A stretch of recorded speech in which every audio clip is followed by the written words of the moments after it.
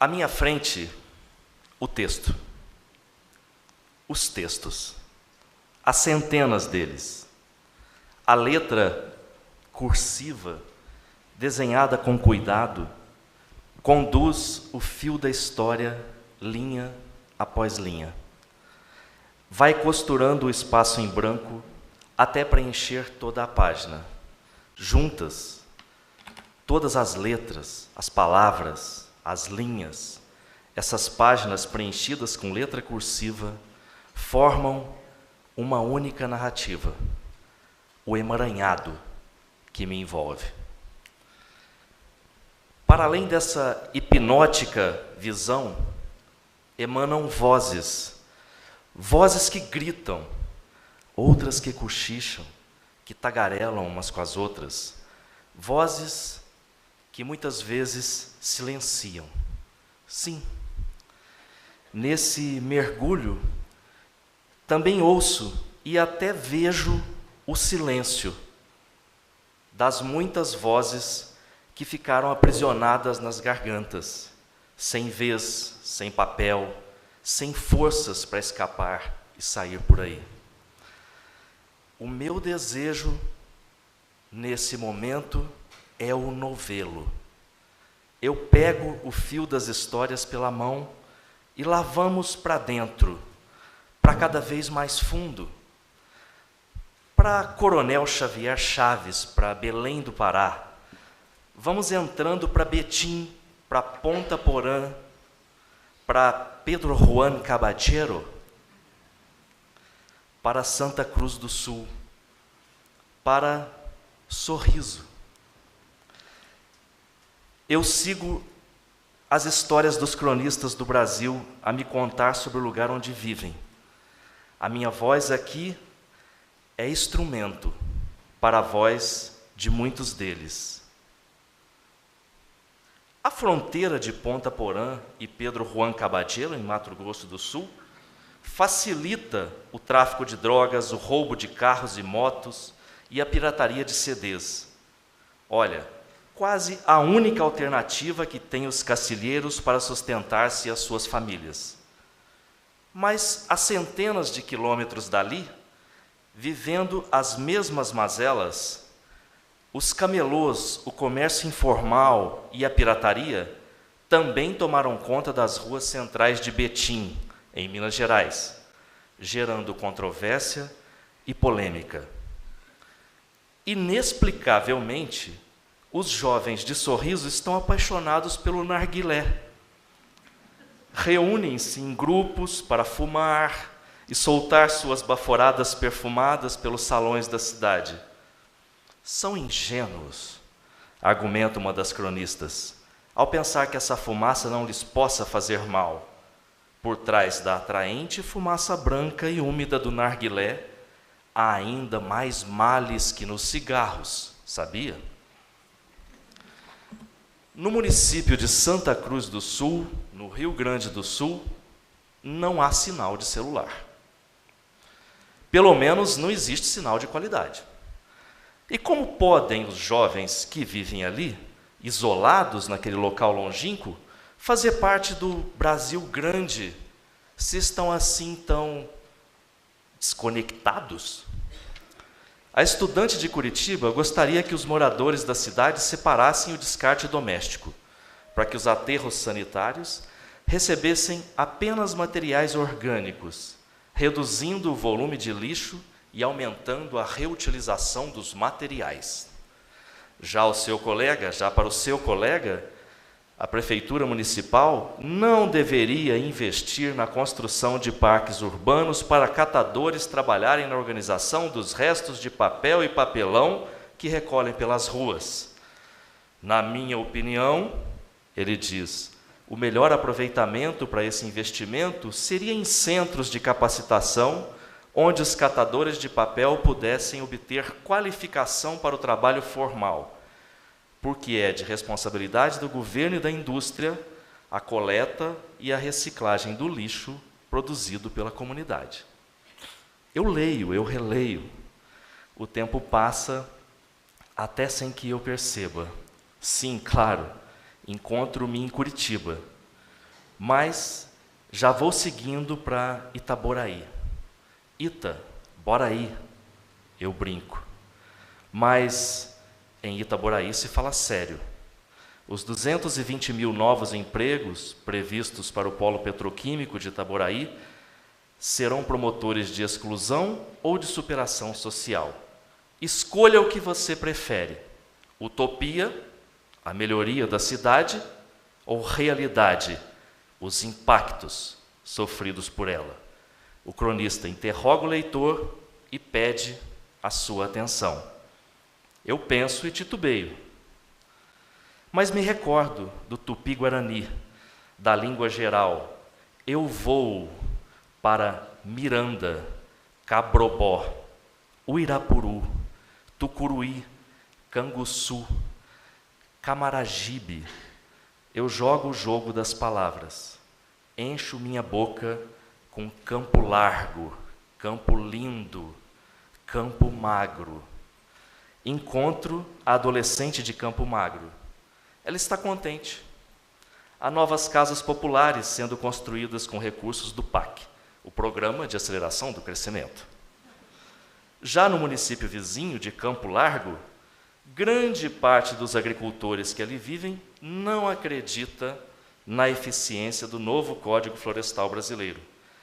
Deve haver mais interesse na hora de formular as leis, de modo que os proprietários sejam ouvidos e respeitados, em vez de serem julgados como vilões.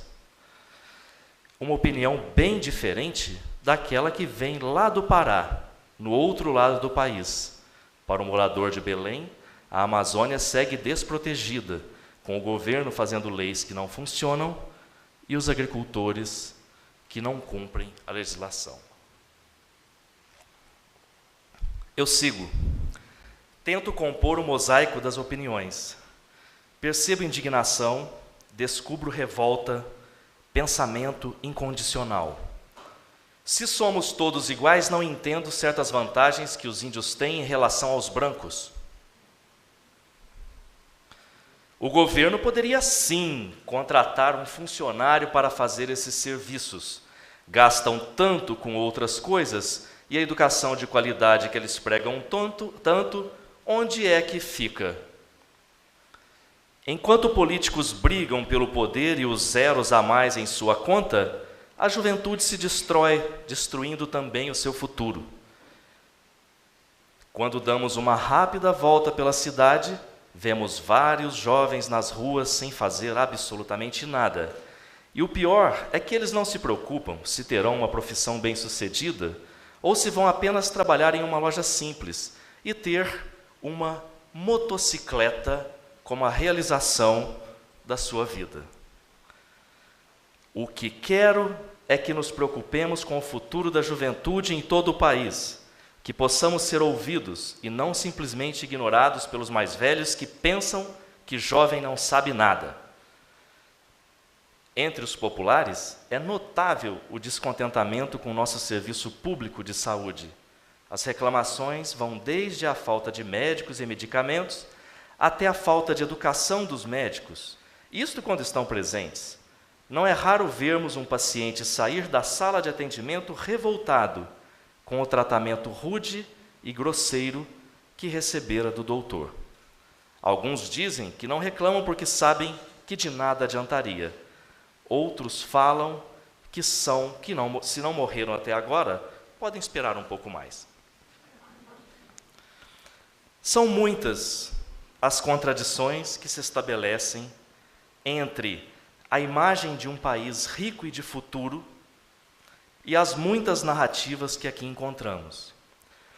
Ao escrever sobre onde vivem, os textos destes jovens cronistas informam sobre a falta de perspectiva e condições de vida que os atormenta, principalmente aos mais jovens, aos mais pobres, aos mais afastados dos processos de decisão e participação social. Há aqui um país em busca de sua própria imagem, em busca do seu próprio eu. Já não se vive no Brasil do passado, nem tampouco naquele país do futuro que nos acostumamos a imaginar, projetando nossa própria imagem no espelho de Próspero, que impregnou o imaginário sobre o país desde os anos de 1950.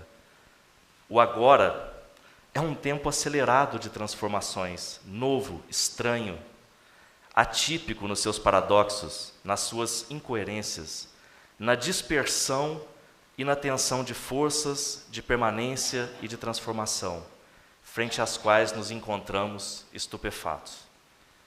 O pensamento incondicional pode ser uma marca dos jovens e das juventudes, em sua faina de transformação do mundo. O pensamento incondicional está nas ruas do país. É o pensamento de quem já esperou por gerações e que não está mais disposto a esperar. O pensamento do quero agora, do quero mais, do eu também faço parte. Ouça-me, entenda-me, são os gritos que ouço saltando dessas páginas. E, pensando na questão do letramento trazida pelo Alexandre, estranhamente aqui se faz uma inversão.